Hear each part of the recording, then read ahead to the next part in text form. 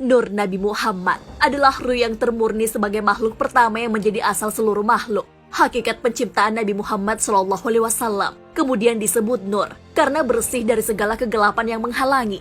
Hal ini sebagaimana yang firman Allah Subhanahu wa Ta'ala di dalam Al-Quran. Sungguh telah datang kepadamu cahaya dari Allah dan kitab yang menjelaskan. Quran Surah Al-Ma'idah ayat 15. Hakikat Nur Muhammad disebut juga akal karena beliau menemukan dan memahami segala sesuatu.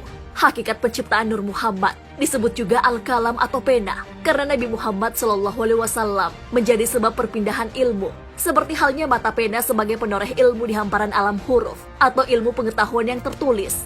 Muhammad adalah nama bagi seluruh manusia di alam lahut. Alam lahut adalah negeri asal. Setelah 4.000 tahun dari penciptaan Nur Muhammad, Allah Subhanahu wa Ta'ala kemudian menciptakan arsy dari Nur Muhammad. Begitu pula seluruh makhluk lainnya diciptakan dari Nur Muhammad.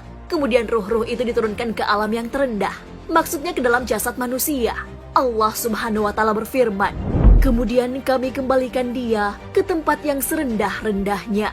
Quran Surah At-Tin ayat 5. Proses turunnya adalah setelah ruh diciptakan di alam lahut, kemudian diturunkan ke alam Jabarut. Lalu di sana ia dibalut dengan cahaya Jabarut sebagai pakaian antara dua tempat, antara dimensi ketuhanan dan dimensi makhluk di alam kabir.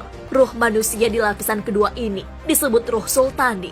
Selanjutnya diturunkan lagi ke alam malakut dan dibalut dengan cahaya malakut yang kemudian disebut dengan ruh ruani. Kemudian diturunkan lagi ke alam mulki dan dibalut dengan cahaya mulki. Ruh di lapisan keempat inilah yang disebut dengan ruh jismani. Selanjutnya Allah Subhanahu wa Ta'ala menciptakan jasad-jasad manusia.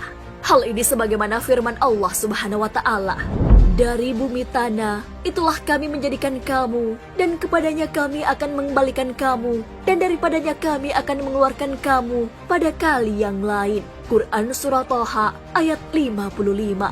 Setelah tercipta jasad-jasad, Allah Subhanahu wa Ta'ala memerintahkan ruh di alam mulki tadi agar masuk ke dalam jasad-jasad itu, dan ruh pun masuk ke dalamnya.